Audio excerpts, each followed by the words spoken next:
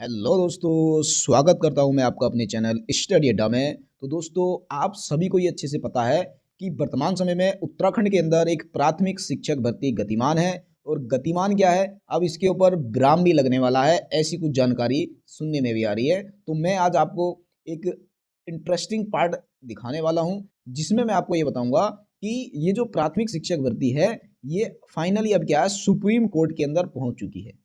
यानी कि भाई अब इसने इतनी तरक्की प्राप्त कर ली है कि अब ये उत्तराखंड के हाई कोर्ट से उठ के सीधा का सीधा दिल्ली में सुप्रीम कोर्ट में पहुंच चुकी है। क्या रहा है सारा का सारा मामला, बिल्कुल सरल भाषा में मैं आपको यहाँ पर बताने वाला हूँ। ये जो केस है, ये है ममता पाल वर्सेस उत्तराखंड गवर्नमेंट पर। अब इस पर क्या केस हुआ है, हालांकि अभी कोई आदेश नहीं है, तो क्या इस पर केस है ये मैं आपको बताने वाला हूं। ये जो ममता पाल जी हैं, इन्होंने एसएलपी दायर की है सुप्रीम कोर्ट के अंदर। एसएलपी मतलब स्पेशल लीव पिटीशन। इसका पूरा का पूरा मामला क्या है, बिल्कुल ये आप देख रहे हैं एसएलपी यहाँ पर फाइल हो रखी है। ये पूरा मामला बिल्कुल सरल भाषा में मैं आपको समझाने वाला हूँ, तो वीडियो में अंत तक जरूर बने रहेगा। अगर वीडियो आपको हमारी पसंद आए तो वीडियो को लाइक कर देना, अपने दोस्तों को शेयर कर देना, और अगर आप चैनल पर नए हैं तो चैनल को सब्सक्राइब भी कर लेना। तो स्टार्ट कर लेते हैं। तो पहले इसमें जो लिखा है ना, वो मैं आपको बता देता हूँ, फिर मैं आपको अपनी आसान सी सरल भाषा में यहाँ पर मैं आपको बता दूंगा। चलो, या फिर इसको पढ़ते ही पढ़ते हम समझ लेंगे। आइटम नंबर 42 है, कोर्ट नंबर 2 में ये लगा है, सेक्शन 3 A का ये केस है। यहाँ पर आप देखेंगे supreme court of India, record of proceedings यहाँ पर लिखा है, petitioner for special leave to appeal number, ये इसका नंबर ले रखा है। ये लिखा है arising out of impugned final judgment and order date 2/12/2025 in WPSB number, ये आप देख लेना सारा का सारा। इसका मतलब ये लिखा है कि भाई सबसे पहले ये जो केस था high court of Uttarakhand Nainital में लगा था। इसकी वहां पर सुनवाई हुई थी, एक 2 दिसंबर को हुई थी, दूसरी सुनवाई इसकी 18 दिसंबर को हुई थी। इन दो डेटों में ये हुआ कि इनका जो केस था वो यहाँ से डिसमिस हो गया था। क्यों डिसमिस हुआ था, सारा कारण मैं आपको यहाँ पर बता देता हूँ। अब देखो, ये जो उत्तराखंड हाई कोर्ट में पहले केस फाइल हुआ था, तो ये हुआ था उन अभ्यर्थियों का केस फाइल हुआ था जिन अभ्यर्थियों ने बीएड किया हुआ है, प्लस इसके साथ साथ 6 मंथ का इन्होंने ब्रिज कोर्स भी किया हुआ है। तो 6 मंथ का इन्होंने ब्रिज कोर्स किया हुआ है, जिसके बेस पर इन्होंने ये कहा कि हम क्या हैं, अब प्राइमरी के अंदर टीचर बनने के लिए योग्य हैं, जिसके लिए हमें मौका मिलना चाहिए। अब इन्होंने ये केस क्यों फाइल किया था, इसके पीछे भी एक कारण ये था कि इससे पहले 169 जो लोग थे वो भी यही थे बीएड ब्रिज कोर्स वाले। तो बीएड ब्रिज कोर्स वाले ये जो 169 लोग थे, पहले ये सुप्रीम कोर्ट के अंदर गए थे, और सुप्रीम कोर्ट से लास्ट डेट के अंदर जाकर ये एक ऐसा डिसीजन ले आए थे जिसमें इन्होंने कोर्ट को गुमराह करके ऐसा डिसीजन ले लिया था कि सर आप हमें सिर्फ फॉर्म भरने की परमिशन दे दीजिए, आप हमको एलिजिबल मत कीजिए। हम ये नहीं बोले कि आप हमको एलिजिबल कर दीजिए, हमारी केस की सुनवाई चलने दीजिए। अगर आपको लगे कि हम इन एलिजिबल हो जाएंगे तो हमें हटा देना भर्ती से।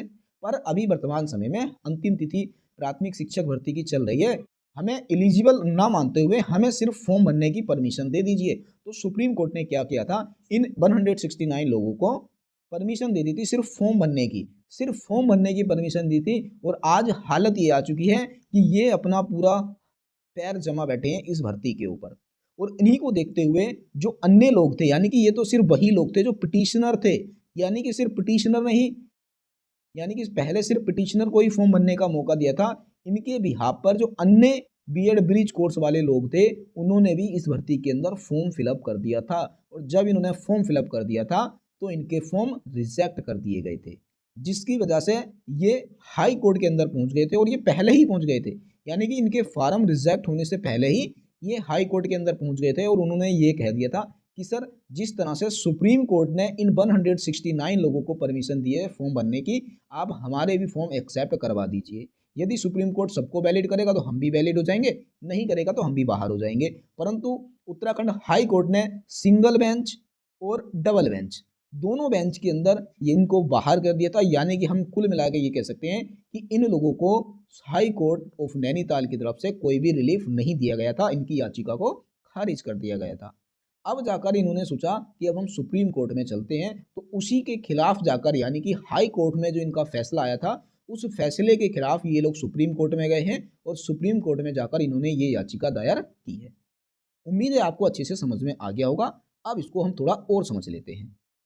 तो यहाँ पर अगर आप देखेंगे तो देखो 18/12/2025 these matter was called on the hearing today, यानी कि ये नैनीताल में इसकी हेयरिंग हुई थी। ठीक है, ये तब की बात है, ये इनके पिटिशनर रहे हैं। अब यहाँ पर हम देखेंगे, अभी देखो, अब जैसे इनका केस सुप्रीम कोर्ट में फाइल हुआ है तो सुप्रीम कोर्ट ने उत्तराखंड सरकार को एक अपना जो जवाब है वो दाखिल करने को कहा है कि आप एक रिटर्नेबल ऑन 12/1/2026, यानी कि आप 12 जनवरी 2026 को आप अपना जवाब दाखिल कीजिए, यानी कि अब इनकी जो सुनवाई है सुप्रीम कोर्ट के अंदर वो 12 जनवरी को होनी है। ठीक है, तो 12 जनवरी को इनकी सुनवाई है। अब देखो इस सुनवाई में क्या होगा क्या नहीं होगा हम कुछ भी नहीं कह सकते हैं। बाकी देखो इन केस यदि ये जो बीएड ब्रिज कोर्स वाले लोग हैं ये अगर जीत जाते हैं, पहली बात तो जीतेंगे नहीं, क्योंकि एनसीटीई की भी ये गाइडलाइंस है कि जो बीएड है वो प्राइमरी में एलिजिबल है ही नहीं।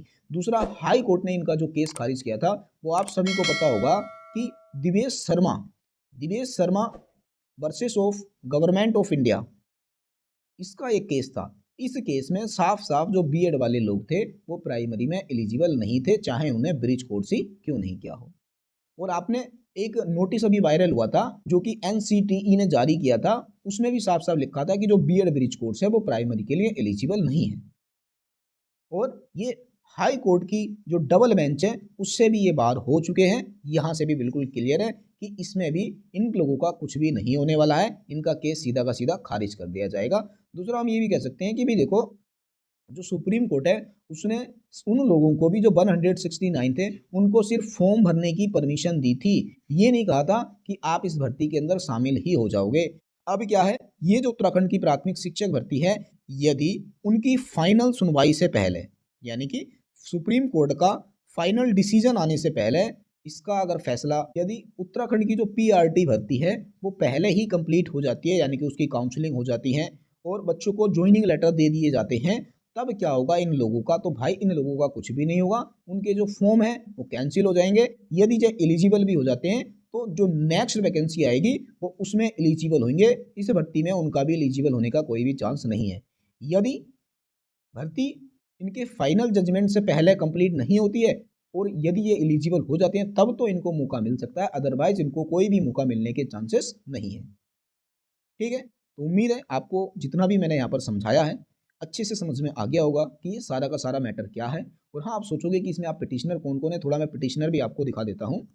तो ये देखो, ये वो केस है जिसमें पिटिशनर आप देखेंगे, तो यहाँ देखो पिटिशनर में आप देखेंगे ममता पाल, ममता पुनेठा, मोहिनी, निर्मला, ये आप देख लो कितने सारे यहाँ पर पिटिशनर बन रखे हैं, यानी कि यहाँ पर 19 पिटिशनर हैं। तो 19 पिटिशनर यहाँ पर आप देखेंगे। और इसके अलावा जो रिस्पोंडेंट हैं वो किसको बनाया गया, state of Uttarakhand, director elementary national NCTE है ये, और एनआईओएस को, और रघुवीर लाल आर्य, यानी कि ये हम कह सकते हैं कि आई थिंक ये पिछली बार डायरेक्टर थे। अभी वर्तमान समय में अजय नोडियाल जी हैं, शायद ये, और हो सकता है ये कोई और भी हो तो मैं कह नहीं सकता हूँ। बाकी इनकी जो एडवोकेट है आप देख सकते हैं यहाँ पर प्रीतिका द्विवेदी जी हैं। ठीक है, और रेस्पोंडेंट एडवोकेट हैं यहाँ पर अभिषेक अत्रे। ठीक हो गया, तो जितनी चीज़ें थी यहाँ पर मैंने आपको दिखा दी हैं। तो उम्मीद है ये जो ममता पाल वर्सेस उत्तराखंड गवर्नमेंट का जो पूरा का पूरा केस था आपको बिल्कुल सरल भाषा में समझ में आ गया होगा। एसएलपी क्या है, यानी कि special leave petition, special leave petition क्या है ये भी मैंने आपको यहाँ पर अच्छे से बता दी है कि इन्होंने ये एसएलपी दायर की है और ये एसएलपी यहाँ पर अभी एक्सेप्ट हो चुकी है सुप्रीम कोर्ट के अंदर। अभी इसमें फाइनल डिसीजन क्या आता है ये तो अब 12 जनवरी को ही पता चलने वाला है कि क्या आएगा और क्या नहीं आएगा। बाकी देखिए एसएलपी में क्या होता है ना, ये जो इन्होंने सुप्रीम कोर्ट में दायर की है तो सुप्रीम कोर्ट ने तुरंत ही उत्तराखंड सरकार को एक नोटिस जारी कर दिया है और उसमें सीधा सीधा ये कहा है कि जैसे ही आप 12 जनवरी को डेट पर आएंगे आपको जो हमने नोटिस जारी किया है उसका सीधा का सीधा जवाब देंगे।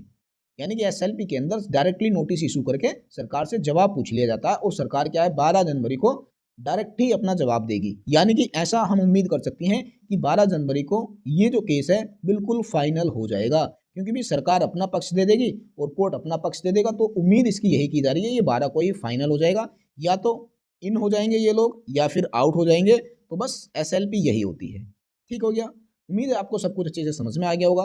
वीडियो अगर आपको अच्छी लगी हो तो वीडियो को लाइक कर देना, अपने दोस्तों को शेयर कर देना, और यदि आप चैनल पर नए हैं और आप चाहते हैं कि उत्तराखंड प्राथमिक शिक्षक भर्ती से संबंधित हर प्रकार की जानकारी आपको समय से मिलती रहे, तो आप हमारे चैनल को सब्सक्राइब भी कर सकते हैं। बाकी यदि आपका कोई भी डाउट रहता है, क्वेश्चन रहता है या कोई भी आप हमें राय देना चाहते हैं तो कमेंट बॉक्स आपके लिए ओपन है। साथ साथ में हमारा व्हाट्सएप ग्रुप का जो लिंक है वो भी हमने डिस्क्रिप्शन बॉक्स में दे रखा है। और यदि आप हमसे टेलीग्राम पर जुड़ना चाहते हैं या फेसबुक पर हमसे हमारे साथ जुड़ना चाहते हैं तो भी आप हमें ज्वाइन कर सकते हैं। उन सभी के लिंक हमने डिस्क्रिप्शन बॉक्स में दे रखे हैं। बाकी आज की वीडियो यहीं पर समाप्त करते हैं, तो मिलेंगे हम बहुत ही जल्द एक अगली वीडियो में। तब तक के लिए बेस्ट ऑफ लक।